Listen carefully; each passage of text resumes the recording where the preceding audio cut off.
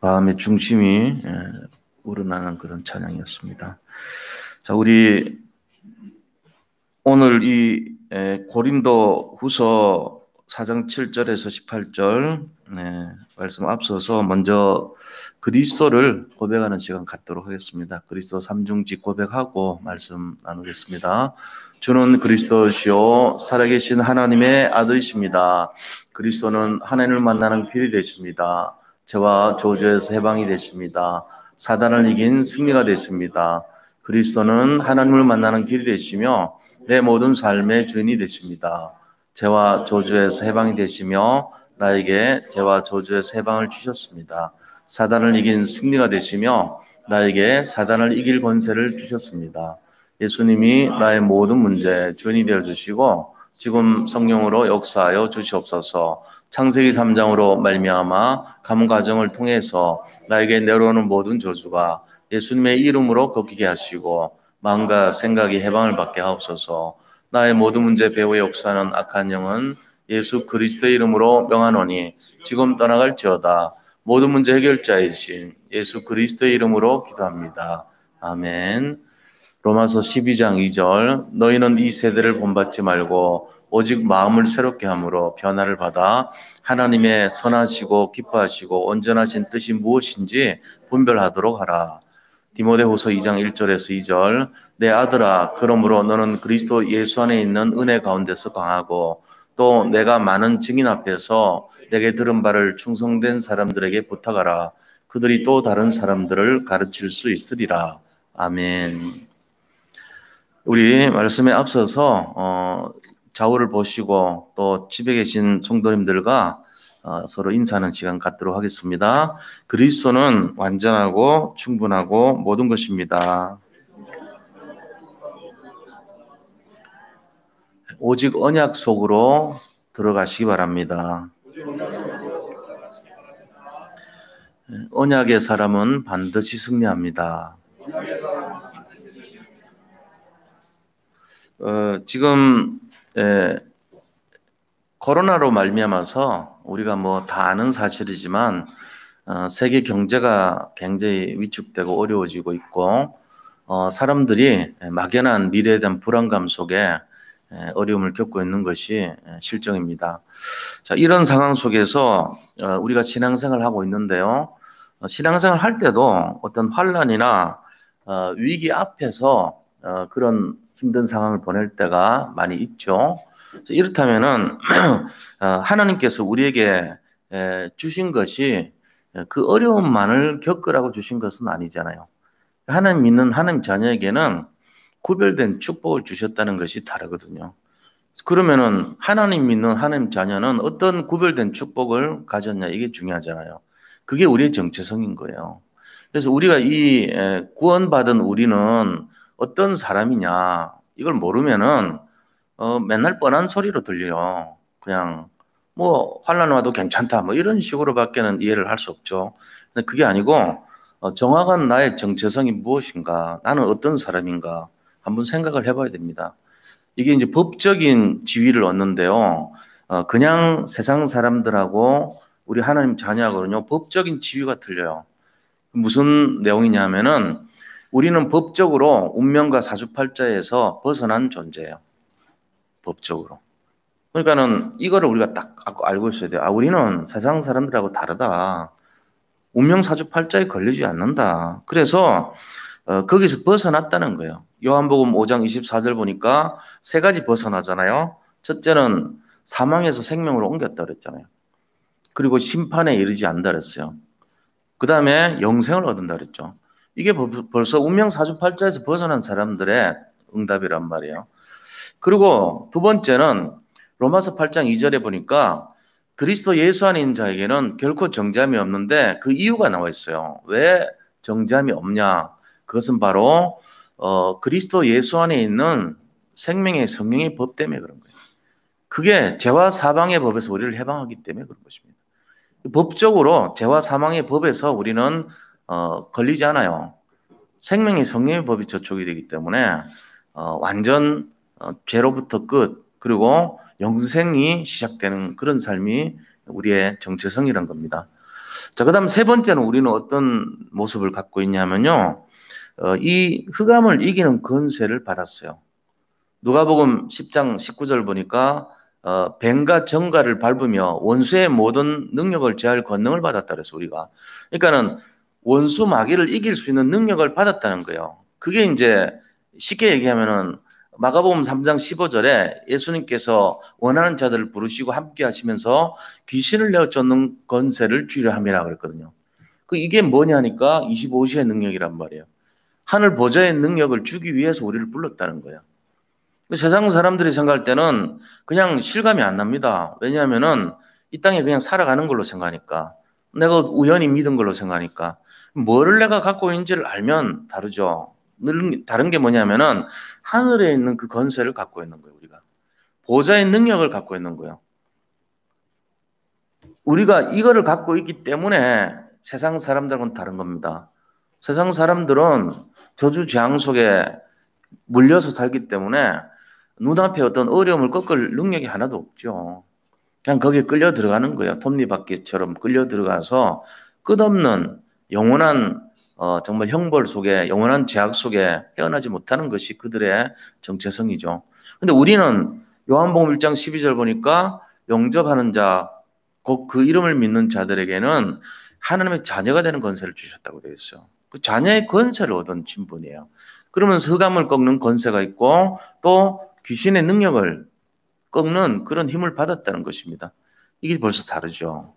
그래서 이런 상황 속에서 우리가 살아가는 것입니다. 왜 그럴까요?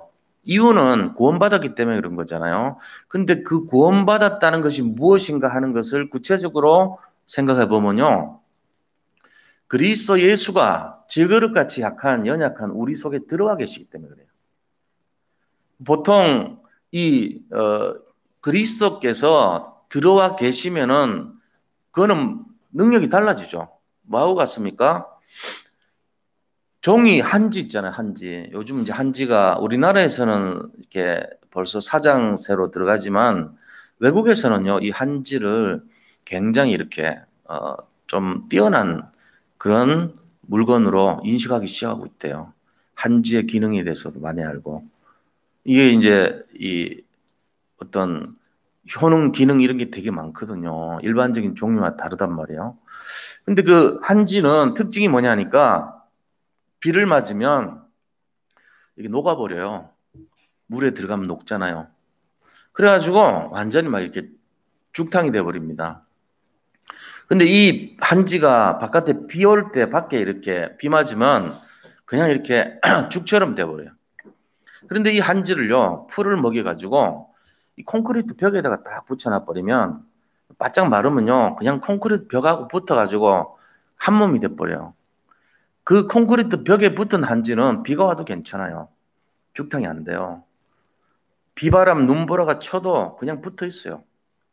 그리고 그 한지, 아무리 얇은 종이지만 그 한지를 붙어 있는 콘크리트를 깨기 전에는 그 한지가 어떻게 그 분리되지 않아요.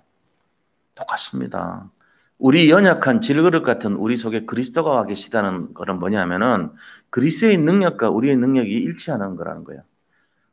혼자 있을 때는 그 질그릇이 깨면 깨지잖아요. 아무 능력 없어요.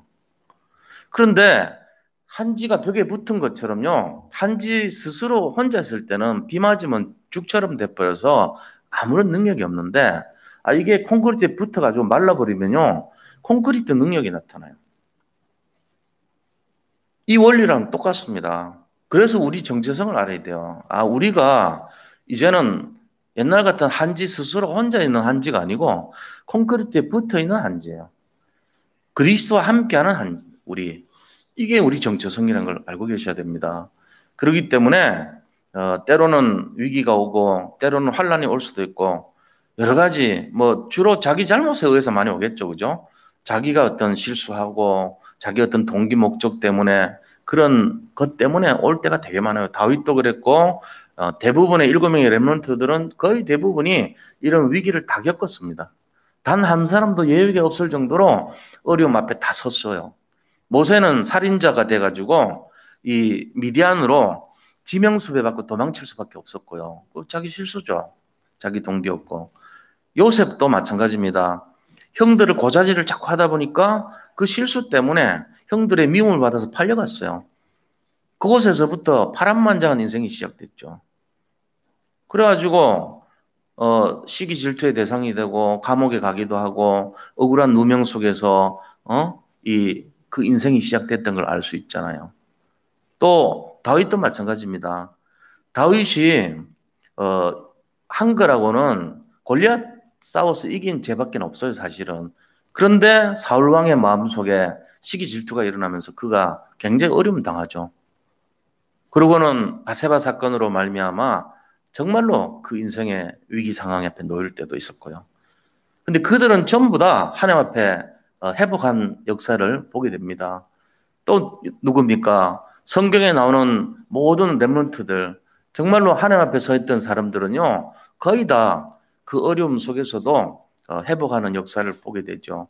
네 명의 족장들도 다 마찬가지예요. 야곱의 인생도요, 어떻게 보면은 야복강이라는 곳에서 위기 앞에 정말로 주님 앞에 서가지고 회복되는 역사를 보게 됩니다. 그리고 그것뿐만 아니죠. 이삭도 마찬가지고 아브라함도 마찬가지예요. 다 연약함을 갖고 있어요. 그래서 그들이 했던 것을 보면은 실수투성이에요. 인본주의 쓰고 자기 부인을 여동생이라고 말하고 살기 위해서 등등 여러 가지 힘든 그런 인간의 연약한 모습을 취했다는 것입니다. 그런데 그들이 그렇게 된 이후에는 뭐가 있었냐면은 하나님이 섭리대로 언약을 이루실 방식대로 결국은 하나님의 계획대로 믿음의 그릇으로 세워졌다는 걸 알아야 됩니다. 이게 중요한 거예요. 때로는 힘든 일 당하고 위기가 있고 환란이 있지만 그게 끝까지 지속된 게 아니고 전환점이 왔고 그들은 거기에 순종했다는 걸 알아야 됩니다. 그래서 우리가 어려움이 오고 환란이 오고 위기가 올 때 그 위기 이유가 중요한 거예요. 그 위기 때문에 시달리고 고통받는 것이 중요한 게 아니고 그 위기 이후에 어떻게 하는가 하는 것이 중요한 거예요. 그게 오늘 주제입니다. 오늘 메시지의 내용은 그때 우리가 어디로 가야 되냐 하는 거예요. 우리는 언약을 잡아야 됩니다. 위기가 올 때 언약을 잡아야 돼요. 말씀을 잡아야 되는 거예요. 언약은 하나님의 계획이라고 그랬어요. 성경 속에서 말씀 속에 들어가야 돼요. 그리고 그 말씀을 통해 가지고 그 영적 싸움을 해야 되는 거예요. 언약 속으로 들어가는 것이에요. 그게 영적 싸움이거든요. 오직 언약 속으로 들어가는 것이 영적 싸움이에요. 세상의 방식을 찾고 세상의 방법을 따라 찾는 것이 아니라 어려움이 오더라도 그 언약 속으로 들어가는 것이 그게 승리하는 비밀이라는 사실입니다. 그리고 거기에서 우리가 얻어진 결론이 하나님의 그릇으로 준비가 되어지고 하나님이 쓰실 합당한 어떤 그러한 모습이 됐다면 해야 될 사명이 있어요. 미션이 있는 거예요. 그거를 발견하고 그 미션을 우리가 감당해야 될 것입니다. 그게 하나님의 진짜 목적이거든요. 욥을 통해서 하나님이 그렇게 된 이유가 뭡니까? 정금같이 하나님이 그를 다스려서 하나님께서 욥을 하나님의 계획과 시간표 속에서 그릇으로 쓰시려고 했던 거죠. 그러니까 우리가 이런 걸 모르면요, 나는 왜 이렇게 힘든 일 많고 나는 왜 이렇게 자꾸만 안 되는가 꼬이는가 여기에 빠져가지고 시달리게 돼 있어요. 그럼 세상 사람들이나 우리나 똑같은 모습 되는 거예요. 그래서 그런 부분들에 대한 답을 찾아야 됩니다. 지금 IMF 시대보다도 더한 시대입니다. 사실은 그렇습니다. 감춰져 있어서 그렇지. 지금의 어떤 면에서는 전 세계가 우리나라가 경제 성장률 1위라는 게 말이 됩니까? OECD 국가 중에. 왜요? 우리가 최대 덜 마이너스라고 1위가 됐어요. 성장해서 1위가 아니고 다른 나라들은 완전 마이너스로 가는데 우리는 덜 마이너스로 가서 1위가 됐어요. 지금 그런 실정이에요. 그럼 뭔 얘기예요? 전 세계 모든 사람들이 힘들다는 얘기죠. 오늘 또 보니까 미국 확진자가 최고 많더라고요. 지금까지 중에 7만 5천 명인가 나왔어요. 7만 5천 명이 말이 됩니까? 하루 그 확진율이 그렇게 많아요, 지금. 거의 700만 명이 넘어가잖아요. 800만 명인가 돼가고 있어요. 전체가. 지금 그런 상황이에요. 우리가 이런 상황 속에서 어제도 우리 미국하고 줌으로 이렇게 기도 제목 나누는 시간이 있거든요. 237 언약교회 기도 제목 나누는데 거기 들어보니까 미국 지금 아예요. 이 식당 가지를 못한대요. 미국은. 아예 식당 같은 거 가지도 못하고 이웃 하지도 못하고 이런 지금 실정인데 그 속에서 너무너무 사람들이 불안하고 경제도요. 앞으로 트럼프 선거 끝나고 나면 전부 다 지금 참고 있대요. 돈 줘가지고 부도 막으려고. 근데 저게 만약에 끝나면은 한 반은 그냥 부도 날 수도 있다고 지금 경계가 심각하다 그럽니다. 그럼 경제적인 문제부터 해가지고 너무너무 많은 어려움이 오겠죠. 이게 현실이에요. 지금 산업인들도 마찬가지고 모든 분들이 지금 이런 시간표 속에 놓여 있단 말이에요. 우리도. 우리나라가 뭐 미국하고 종속 관계니까 어떻게 보면 서로 연결돼 있다고 보면 돼요. 그럼 앞으로 우리가 기도해야 된다는 거예요. 모든 산업을 위해서 기도해야 되고 정말로 또 나라를 위해서 기도해야 되고 정치를 위해서도 기도해야 되고 지금 이런 심각한 상황 속에 놓여 있다는 거죠. 이런 앞에 우리가 놓여 있는 거예요. 이때 우리가 뭘 어떻게 생각해야 되냐. 언약 속으로 들어가야 됩니다. 그게 결론이에요.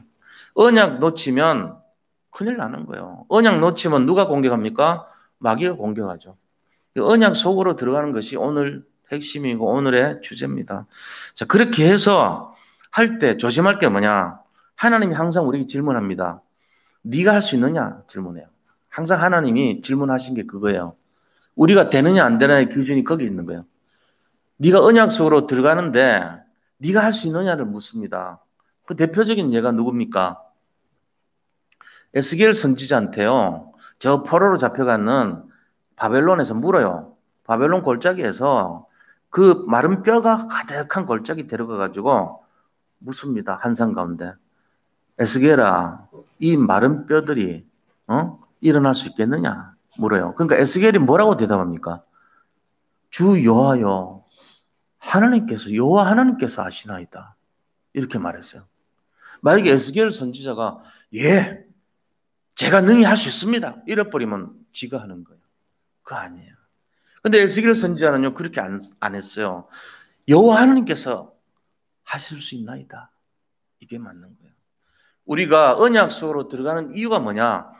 내 거를 다 내려놓고 하나님의 능력을 의지하겠다는 걸 보여주는 거예요. 거기서부터 시작되는 겁니다.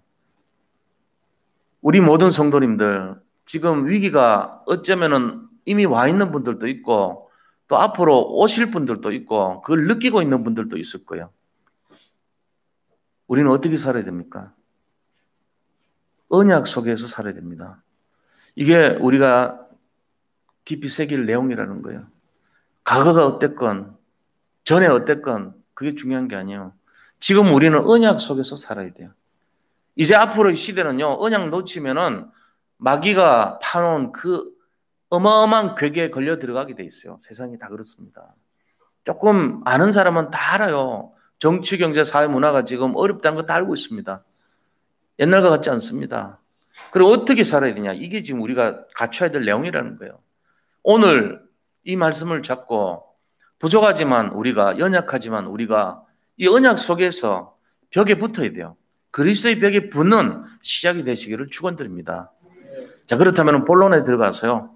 본론에 들어가서 환난 가운데 주시는 하나님의 언약이 그럼 뭐냐? 언약을 잡아야 되는데 언약이 뭔지를 알아야 될 거 아니야. 오늘 대표적으로 고린도후서 4장은요. 사도 바울이 굉장히 어려움 당하고 있는 이 고린도 교회에 주는 메시지예요. 너무너무 힘들고 절박한 상황 속에 있는 고린도 교회에 대해서 주시는 이 메시지였단 말이에요. 그럼 그 내용이 뭐냐 하는 거죠. 첫째는 그리스도를 주셨다. 이거 잊지 말라는 거예요. 그게 쭉 나오는 거예요. 7절에 보니까 뭐라고 됐어요? 너희가 질그릇 같은 그 질그릇에 연연하지 마라. 네가 너를 보면은 질그릇 아니냐. 근데 그 질그릇 보면 안 돼. 질그릇 안에 뭐가 있는지 그거 보고 살아야 돼. 이 말이에요.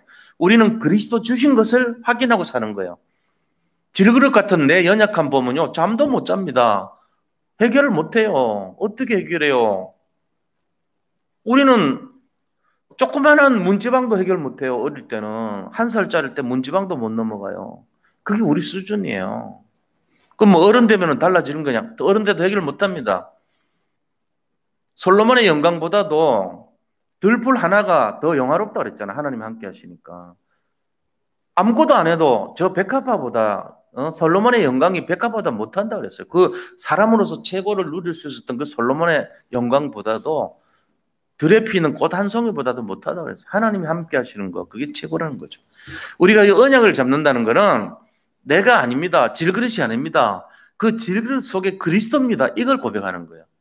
이거 잡고 살아라는 거예요. 그래서 7절 다시 한번 보면요. 우리가 이 보배를 질그릇에 가졌으니 이는 심히 큰 능력은 하나님께 있고 우리에게 있지 아니함을 알게 하려 함이라. 우리는 원래부터 부족한 것 투성이에요. 나를 바라보지 말라는 메시지입니다. 전능하신 하나님만 바라보라는 메시지예요. 이거를 주셨다는 거예요. 만약에 이거 안 주셨으면 어떡할 건데요? 우리는 너무나 희망 없는 세상에 사는 거죠. 그러면은. 근데 너무나 다행스럽게도 그리스도를 보내주신 거예요. 얼마나 감사합니까? 저 구약시대 때 흑암과 혼돈과 공허가 있는 시작 이래로 그들은 계속 그리스도를 외쳤지만 실제로 그 그리스도의 사건을 못 봤습니다. 근데 우리는 이미 그 사건을 본 자들이에요. 그리고 그거를 늘 담고 있는 삶이에요. 축복받은 인생들이에요. 이거를 알고 살으라는 거예요. 그게 언약이에요. 그럼 이 시대 언약 잡으라 말은 언약 속으로 이 말은 그리스도 안에 들어가라. 그리스도 붙들고 살아라 이 얘기입니다. 이게 감사할 일이에요. 천지 개벽할 일이 이겁니다. 그리스도가 오셨다는 거예요. 이게 제일 중요한 응답이 사실은. 그러고 나서 뭐라고 했어요? 현실 속지 말고 이 그리스도 안에 있는 능력과 힘과 모든 위로를 받으라는 거예요. 우리에게 힘이 없다는 걸 알으라는 얘기가 그 얘기입니다. 모든 힘의 능력은 하나님께 있다. 이거 잡으라는 거예요. 그러면서 8절에요. 엄청난 메시지 주시는 거 있죠. 뭐라고 했습니까? 우리가 사방으로 우겨쌈을 당하여도 쌓이지 않는다 그랬어요. 이거 잡고 살으라는 거예요. 사방에 전후 좌우 사방에 우리를 도울 손길 하나도 없어 보일 때가 있죠. 그때도 사방에 우겨쌈을 당해도 쌓이지 않는데요. 그러면서 뭐라 했습니까? 답답한 일을 당해도 낙심치 아니하며 그랬어요. 답답한 일이 많이 일어나죠, 날마다. 그리고 박해를 받아도 버림받지 아니하며 거꾸로 트임을 당해도 망하지 아니하고 그랬어요. 이거 잡으라는 거예요. 이게 언약이에요.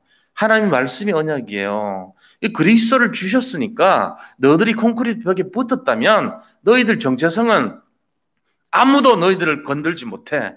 그래서 이거 잡고 살아 이 메시지입니다. 우리 모든 성도님들, 우리 사랑하는 모든 성도님들 이 말씀으로 힘을 얻으시기를 축복합니다. 이거 갖고 미래 올 환란을 이겨내시기를 축원드립니다. 이 언약 속에서 승리해야 돼요. 그렇게 해서 어떻게 해야 되냐? 어떤 문제와 어떤 사건 속에서도 낙심하지 말고 반드시 승리한다는 사실을 믿고 살아가라는 메시지입니다. 그래서 우리가 잘 알고 있지만 하나님께서 우리에게 뭐라 했어요? 히브리서 4장 12절에도 보니 13절에도 보니까 사람이 감당할 시험밖에는 너에게 당한 것이 없나니 너희가 시험 당할 즈음에 또한 피할 길을 내사 너희로 능히 감당하게 하시느니라 그랬잖아요. 이게 우리의 하나님 주신 약속이에요. 이거 자꾸 살아라는 메시지입니다. 자, 그러면은 이 언약이 이렇다면 큰 두 번째입니다. 오직 언약 속으로 들어갈 때 주셨던 응답이 어떤 거냐고요. 언약 속으로 들어가서 살아라 그랬는데 그대로 살았어 우리가. 진짜 그리스도 바라보고 했는데 더 어려워지고 아무런 능력도 없고 응답도 없고 그냥 죽어버렸어요. 어떻게 돼요? 오만 불평할 일만 남잖아요. 뭐 하나도 되는 것도 없네. 그리스도 믿었는데 엉터리네. 이렇게 나올 수 있잖아요. 그래서 좀 긴 시간을 통해서 볼 필요가 있어요. 그 한 사람은 그렇게 속을 수 있거든요. 그런데 전체 역사는요, 그렇게 말하지 않고 있습니다. 언약 속으로 들어간 사람들은 반드시 승리했다는 것을 얘기하고 있는 거예요. 우리가 그 내용들을 보면 어떤 것이냐면요, 복음 가진 우리가 어떤 사람이냐면은 영적 VIP입니다. 하나님이 우리를 볼 때 우리는 최고로 존귀한 자예요. 귀한 자들이란 말이에요. 하나님 보실 때 너무너무 귀한 자들이 우리예요. 예수 믿는 사람들이에요. 그러니까 하나님의 최고 관심이 어디 있냐? 우리에게 있어요. 이게 우리가 뭐 스스로 위로받는 얘기가 아니고 실제로 그렇단 말이에요. 우리가 얼마나 실수가 많고 잘못이 많은데요. 아니요. 하나님 볼 때는요. 있는 그대로를요. 최고로 보시는 거예요. 그걸 아셔야 돼요. 하나님의 관점에서 보셔야 돼요. 너무너무 기쁨을 이기지 못한 존재라 그랬어요. 너로 말미암아 내가 기쁨을 이기지 못하리라 그랬어요. 그만큼 존귀한 자들이에요. 그럼 하나님이 이런 자들을 통해서 뭘 이루시겠어요? 영광을 받으시길 원하죠. 이런 자들을 통해서 뭘 하십니까? 영적 서밋 인생이 되도록 축복하신다는 사실입니다. 우리 한 사람 한 사람에 대한 하나님의 계획이 아주 세밀합니다. 때로는 어려움 당하고 때로는 실수도 많고 때로는 넘어지고 좌절하고 절망할 일이 있지만 그거와 관계없이 작품을 이루신다는 거예요. 이게 CVDIP예요. 결국은. 한 명 한 명에 대한 언약의 여정이 다 있다는 것입니다. 사람은 볼 때 사람을 판단할 수 있을지 몰라도 하나님 보실 때는 우리 인생을요 축복해 주시는 거예요. 하나님 보실 때 우리 인생을 판단해 버리면 우리는 살아남을 자가 한 명도 없어요. 죄 안 지은 사람이 누가 있습니까? 실수 안 한 사람이 누가 있어요? 다 연약하기 때문에 누구든지 다 실수가 있고 누구든지 어려움이 있는 거예요. 그때마다 우리는 회개하고 돌이키고 오직의 믿음으로 들어가면 되는 것입니다. 하나님과의 관계에서 회복해야 되거나 그게 안 되면 문제가 되지만은 그게 된다면은 하나님 우리를 결국으로 작품으로 승리하는 걸로 이끌어 가실 줄 믿습니다. 이게 기독교 신앙의 본질이란 말이에요. 회복을 하시고 치유를 한다는 거예요. 그래서 서밋으로 만들어가는 거예요. 우리가 하는 게 아니고 하나님이 하시는 거예요.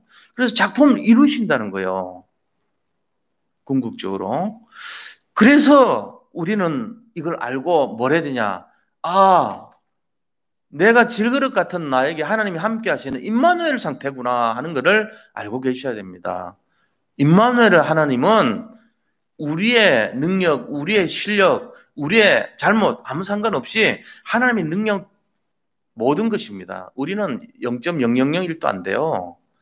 거기에 우리를 자꾸 비중을 두지 마시고 내 주장, 내 생각, 나의 어떤 현실 이런 걸 거기에 비추지 마세요. 우리가 바라볼 것은 하늘 위에 있는 하나님 보좌의 능력만 바라보시기 바랍니다. 그럼 되는 거예요. 자, 그때 어떤 역사 일어났습니까? 역사적으로 보면 유대인들이 이 기독교인들을 어마어마하게 핍박했어요. 지속해서 계속 핍박했습니다. 근데 결국은 승리했어요. 이거 아셔야 돼요. 유대인들이 계속 시비 걸었잖아요. 예수님 죽였죠. 그 다음에 밑에 있는 제자들 다 순교됐어요. 그 다음에 속사도라 그래가지고 그 12제자 밑에 어떤 사람들 다 거의 순교 다 했어요. 그리고 그 밑에 제자들 엄청난 핍박받았습니다. 근데도 못 이겼죠. 그 얘기가 일단 베드로 사도행전 4장 12절에 뭐라 그러죠? 법정 앞에 사시면 그 장애인 고쳐놓으니까 야 네가 왜 이런 사람 막 고쳐? 왜 예수 이름으로 막 고쳐? 이러면서 저 이단의 괴수의 능력으로 뭘 고쳤다는 얘기야? 이러면서 막 산헤드린 공회에서 그 대법정이거든요. 거기서 막 정지하는데 거기 복음을 얘기하면서 뭐라 합니까? 천하 인간에 구원 얻을 만한 다른 이름을 우리에게 주신 적이 없다. 오직 그리스도 예수의 이름으로 그 이름으로 고칠 수 있다고 얘기를 하잖아요. 결국은 못 막습니다. 못 막았어요. 가말리엘이 나중에 나타나서 이 사람들이 진짜면 우리가 막으면 안 되고 가짜면 없어질 거 아니냐. 놔두자. 단지 그리스도 이름으로 전하지만 말게 하자고는 풀어줘요. 그렇잖아요. 근데 풀어준 게 아니고 하나님이 지진을 일으키고 옥새를 풀어가지고 천사가 이끌어서 풀어주는 거예요. 우리 사건 알잖아요. 그리고 사도행전 8장에도 보니까 8장 1절에요. 뭐라고 되어 있냐면 그날에 예루살렘에 있는 교회에 큰 핍박이 있어 사도 외에는 다 유대와 사마리아 모든 땅으로 흩어지니라 그랬어요. 그런데 어떻게 됐어요? 결론은 8장 4절에 보니까 사마리아에 가서 거기 있는 귀신 들린 자, 중풍병자, 모든 힘든 자들 다 고쳐버렸어요. 그래서 8장에 그 성에 큰 기쁨이 있더라. 오히려요, 변화된 거 있죠. 못 막았습니다. 유대인들의 핍박을 했지만 못 막았다니까요. 그리고 사도행전 7장에 보니까 스데반이라는 자가 순교를 당하죠. 근데 그 스데반의 환란으로 인해 가지고 오히려 안디옥에 교회 세워졌어요. 전 세계로 복음 흩어졌습니다. 아무도 못 막았습니다. 우리가 이 사실을 알고 있잖아요. 그리고 또 어떤 일이 있습니까? 문화라는 내용을 통해 가지고 이 흑암의 역사가요 계속 공격했습니다. 이 기독교인들. 근데 그것도 막지를 못했어요. 기독교인들을. 엘루마라는 사람이 이 구브로에 갔는데, 키프로스 섬이죠. 그 구브로에 있는 서교 바울이라는 총독이 딱 있는데 거기에 박수무당, 남자 박수무당이요, 이 엘루마라는 사람이 서교 바울의 눈을 이게 가리는 거예요. 아, 저 사람들은 이상한 사람들이니까 듣지 마세요. 이렇게 자꾸 방해하는 거 있죠. 복음 전하는데. 거기서 눈을 멀게 해버리잖아요, 바울이. 그렇게 해서 그 무속인을 꺾어버려요. 흑암을 꺾죠. 사도행전 16장에 보니까 점 들린 여자 종이 있는데 이 점을 통해 가지고 자기들 주인들을 이롭게 하는 사람이 있었어요. 근데 거기에 딱 갔던 바울 일행이 계속 가니까 이 무당 그 점쟁이 뭐라 그래요? 이 사람들은 지극히 거룩한 자들로서 구원의 길을 열기 위해서 왔다. 말은 맞는데 3일 동안 따라다니면서 성가시게 하는 거예요. 그래가지고 바울이 네 속에 있는 흑암은 떠나가라 하고 쫓아버렸잖아요. 25시 능력으로 흑암을 꺾었어요. 아, 그랬더니요, 그 점쟁이가 완전 꺾였잖아요. 점이 안 되는 거예요.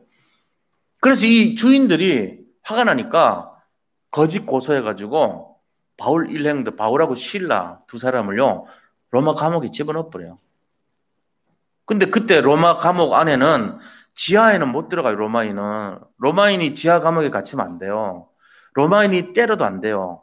반드시 상소해서 시시비비를 가린 다음에 감옥에 들어가야 되고, 감옥 들어가기 전에 때려도 안 돼요. 그게 미국 시민권자에게 우리도 지금 마찬가지 아닙니까? 함부로 못 잡아놓잖아요. 그런 절차도 안 따지고는요, 패스포드 안 보여줬거든요. 그랬더니 바로 때리고 감옥 지하감옥에 갇혀버렸어요. 근데 거기서 옥토가 지진이 나가지고 간수가 도망갈 줄 알고 죽으려고 그러다가 우리 안 갔다 하니까 자기들 집에 초청해가지고 세례 다 받고, 그 사람들 때문에 세워진 교회가 빌립보 교회가 세워진 거예요. 그럼 무속이 점술이 꺾인 거예요. 그것뿐만 아니죠. 그들이 우상숭배 지독했던 저 에베소 지역에 두란노선 세워가지고 처음에 3달 동안 강론하다가 나중에 2년 동안 강론했잖아요. 따로 구별해가지고. 그러면서 거기에 있는 흑마술사들 있거든요. 마술사들. 그 우상을 숭배하고 귀신을 섬기는 자들의 모임이에요. 그 사람들이 다 복음 듣고 돌아왔어요. 자기들이 갖고 있던 그 책을 다 모았더니 은으로 하면 5만 양이나 될 값어치가 되는 양을 모았더라. 그 우상을 다 꺾은 거예요. 이게 기독교인들 못 막았던 내용들 아닙니까? 자, 작은 네 번째로는요, 로마의 황제들도 이들을 막지 못했어요. 유명한 로마 황제 10명이요, 네로를 포함해가지고 어마어마하게 핍박했습니다, 기독교를. 근데 한 사람도 이 기독교를 막을 수가 없었어요. 결국은 어떻게 됐습니까? AD 313년에 콘스탄틴 황제가, 로마 황제죠, 기독교를 인정해 줘 버려요. 기독교가 믿어도 된다, 다 믿어도 돼, 이렇게 해버린 거예요. 이게 이제 일어난 내용입니다. 우리가 이 사실을 보면 오직 언약 속으로 들어갔을 때 하나님은 이런 응답을 주셨다는 사실이에요. 지금도 마찬가지입니다. 우리 인생이 때로는 어려움 당하고, 때로는 자기 실수 때문에 빠져들기도 하고, 자기 어려움 때문에 시달리기도 하고, 여러 가지 일이 있지만, 그때 우리가 오직 언약 속으로만 들어간다면 긴 역사를 통해서 그 사람 인생이 어떻게 될까요? 하나님의 사람으로, 하나님이 쓰실 수밖에 없는 사람으로, 하나님이 쓸 수밖에 없는 가문으로, 하나님이 쓸 수밖에 없는 언약의 집으로 천대까지, 자손 천대까지 하나님께 영광 돌리는 응답을 이루실 줄 믿습니다. 우리 산돌 예비교회 모든 성도님들, 이 응답 속으로 들어가시기를 축원드립니다. 자, 그래서 우리가 지금이 아니고 먼 미래를 본다면, 정말로 현실이 아니고 하늘의 것을 본다면 뭘 해야 되겠는가? 어떤 미션을 감당해야 되는가? 이게 세 번째요. 자, 세 번째, 언약 잡은 인생의 미션이야. 자, 그럼 뭘 해야 되죠? 이렇게 우리가 깨달았다면 뭘 해야 되냐 이거죠. 그게 바로 16절이에요. 앞에까지 쭉 내용이 부활의 능력으로 하나님이 우리와 함께 하신다는 내용이죠. 그러면서 16절에 보니까 우리는 세상을 이기는 속사람이 강해야 된다 이거예요. 겉으로는 나이가 들어 늙어가고 힘이 빠지고 연약해지지만 이게 이제 겉사람이거든요. 겉사람은 후패한다 그래서 후패. 후패라는 거는 뒤로 자꾸 퇴색하고 물러간다는 거예요. 나이가 먹을수록 약해지고 어려움 당하고 이런다는 얘기잖아요. 그게 후패죠. 면역도 떨어지고 힘도 떨어지고 근육도 떨어지고 뭔가 이렇게 자꾸 연약해지는 거예요. 병에 약해지고 병약하고. 그런데 우리의 속사람은 뭐죠? 우리의 마음과 생각과 영혼의 부분이에요. 날마다 강해진다 그랬어요. 이게 16절의 내용이에요. 이 미션입니다. 이게 무슨 미션입니까? 하나님이 우리 속에서 우리의 영적인 응답을 이루신다는 걸 믿어야 된다는 거예요. 이 믿음 가지는 것. 믿음을 회복하는 것이 미션이에요. 안 그러면 쏘으면 어떻게 되죠? 늘 연약해지기 급급해요. 아, 나는 못해. 나는 할 수가 없어. 난 이것도 못하고 난 저것도 못할 것 같아. 내 인생은 맨날 안 돼. 난 너무너무 어려울 수밖에 없어. 내 가문은 맨날 안 돼. 여기 사로잡힌단 말이에요. 그래 하지 마세요. 날이 갈수록 어떻게 돼요? 믿음이 더 충만해지는 거예요. 그래가지고 뭐라고 얘기합니까? 내 겉사람은 날마다 약해지고 어려워지고 힘들지 몰라도 내 속사람, 영적인 거, 그 다음에 내 믿음, 내 어떤 생각, 내 마음은 점점 더 성령으로 충만해진다는 거예요. 이 속으로 들어가시 바랍니다. 그게 우리의 미션이라니까요. 우리가 해야 될 내용이에요. 그 다음에 17절에 보세요. 뭐라 되어 있습니까? 우리가 잠시 받는 환난에 경한 것이 지극히 크고 영원한 영광에 중한 것을 우리에게 이루게 하며. 지금 환난은 작다는 거예요. 받을 축복에 비하면.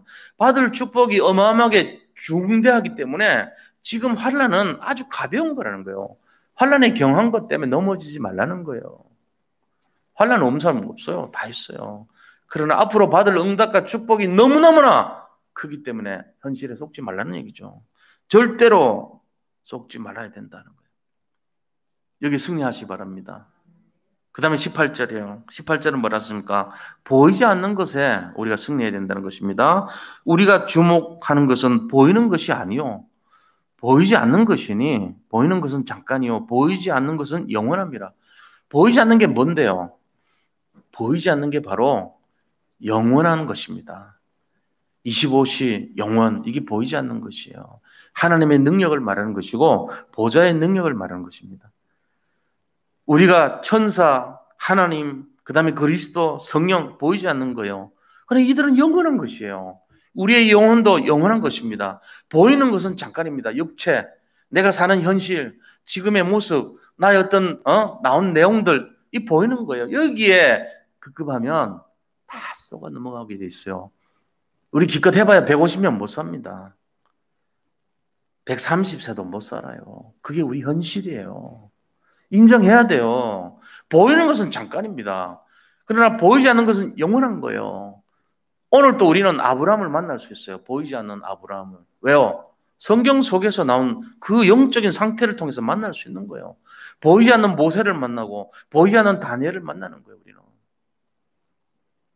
그것은 영원한 것입니다. 이 땅에 살면서도 믿음의 영웅들을 날마다 만나고 누릴 수 있다는 사실입니다. 우리는 지금 코로나19가 와 있습니다. 보이는 것 때문에 심각한 고민을 할 수밖에 없습니다. 미래를 두려워할 수도 있습니다. 현실 때문에 절망할 수도 있습니다. 그러나 우리가 진짜 바라봐야 될 것은 뭡니까? 영혼을 바라봐야 돼요. 여기에 있는 것이 아니에요. 우리 소망이. 진짜는 하나님의 보좌의 능력이 있고 영원한 천국에 있는 것입니다. 그렇다고 현실을 부정하자는 게 아니고 현실을 살되 우리의 마음은 25시 영혼의 축복을 바라보는 믿음 속에 살아야 될 것입니다. 이게 우리가 지향해야 될 내용이란 거예요. 자, 결론을 말씀드리고 말씀을 매듭을 하겠습니다. 인생이 환난에 올 때, 위기가 올 때 우리는 오직 언약 속으로 들어가야 됩니다. 이게 결론입니다. 오직 언약 속으로, 24시 언약 속으로 들어가야 됩니다. 그래서 하나님의 언약을 잡고 언약 속에서 하나님 주신 미션을 성취하는 인생이 되어야 될 줄로 믿습니다. 우리 모든 사랑하는 산돌 예비교 성도님들, 또 렘넌트들, 절대로 현실에 속지 말고 사건에 속지 말고 사람에 속지 말고 이 영원한 것을 찾는 믿음의 승리자의 대열로 날마다 응답받으면서 언약의 여정을 걸어가시기를 축원드립니다. 이거 하셔야 돼요. 저도 마찬가지입니다. 저도 부정하고 투성입니다. 어떤 면에서 너무너무 죄송하고 고맙습니다. 그러나 이 부분을 생명 걸고 가야 돼요. 진짜로 그렇습니다. 우리 모든 성도님들 함께 일어나서 같이 가기를 원합니다. 사랑하는 성도님들, 이것을 위해서 함께 기도하고 오직 그리스도 바라보시기를 축원드립니다. 하나님 감사합니다. 오늘 주신 말씀처럼 위기 속에 환난 속에 오직 언약 속에서 승리하기를 원합니다. 우리 산돌 예비교회 모든 성도님들, 중직자분들, 교육자님들 하나가 되어서 렘넌트를 살리고 정말로 자손 천대까지 이 축복 속에 영원한 응답의 주역이 다 되게 하여 주옵소서. 예수 그리스도 이름으로 기도드립니다. 아멘. 자, 이 시간에 우리 나라와 또 정치, 경제, 사회 그리고 우리 교회와 후대를 위해서 함께 합심해서 좀 기도하는 시간 갖도록 하겠습니다. 하나님께 감사드립니다. 우리 산돌 예비교회 모든 성도님들 여러 가지 어렵고 힘든 현실 속에서도 하나님 날마다 승리할 수밖에 없도록 인도해 주시기를 원합니다.